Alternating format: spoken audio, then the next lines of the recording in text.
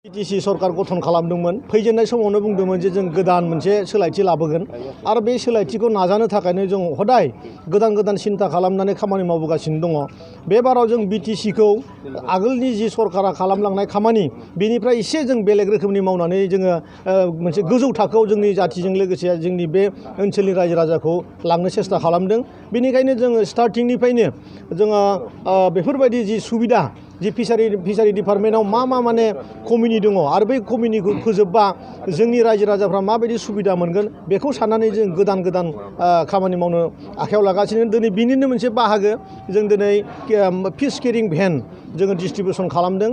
बेवहाय जाहाथे माने गोथौ गामिनि जि ना बेफारिफोर दङ बिथांमोनहा जाहाथे टाउनाव लाबोनानै नाखौ बांसिननिफ्राय बांसिन रां बुथुमनो हायो बिनि सिन्था सरसा खालामनानै जोङो दिनै फिस केरिं भेन राननाय जादों। आरो बावैनो जोङो 100 खान नैबे अक्ट'बर नभेम्बराव जोङो आइस बक्सजों लोगोसे जाहाथे बाइक जोङो बेखौ डिस्ट्रिबिउसन खालामगोन। खार'ना बेजोंहायबो बहुद माने ना जोङो माने गामि गामि ओनसोलाव बाइकआव लानानै फानथिंनो हागोन आरो फानथिंनानै बांसिन मुलाम्फा जानो हागोन ना बेफारिफोरा आरोखि। जों बेखौबो सिन्था खालामनानै बे खामानिखौ मावगासिनो दं। ना फिसिनाय आरो जिब जुनार फिसिनायनि गेजेरजोंबो जे आथिखालाव गावखौनो फसंथानो हायो आरो गोबांफोर सेल्फ हेल्प ग्रुपआनो बे खामानिखौ मावबाय थायो। बे सोरखारि बिफाननिफ्राय माबायदि मदद होनायनि मोनसे खोथाखौ दिनै आं बुंनो हायो, जोङो जिखिनि रोंगौ बे जोंनि रोंगौआ जोबथि नङा, खारन रोंनांगौ बहुद दंबावो।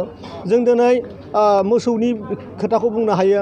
दिनै बाहेरा जायगायाव जिबायदि माने मोसौनि मोदोम जायो थ' बेवहाय इउपिआव जेरै बांसिननिफ्राय बांसिन राजस्थानाव बांसिननिफ्राय बांसिन मोसौ माने फार्मफोरा दङ।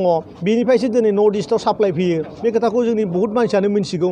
खिन्थु बेफोरबायदि जोङो बाहेरनिफ्राय लाबोलायनानैसो जोङो नर्थ इस्टआव जेनेबा साप्लाय लानांगासिनो दङ। बेखायनो जों फैगौ समाव एनिमेल हासबेन्डारि डिपार्टमेन्टजों सेन्ट्रेल गभर्नमेन्टजों जों रायज्लायनानै जोङो 1000 crore मोनसे पेकेज जोङो अलरेडि थिक थाक खालामखाबाय आरो बे 1000 crore फैसाजों जोङो जोंनि ओनसोलाव थानाय सेंग्रा सिख्ला बोराइ बेन्थ' जिफोरा माने मावनो गोसो जायहा इन्टारेस्टेड दङ बे गथ'फोरखौ जोङो दा संस्थापन होनो ओंखारदों।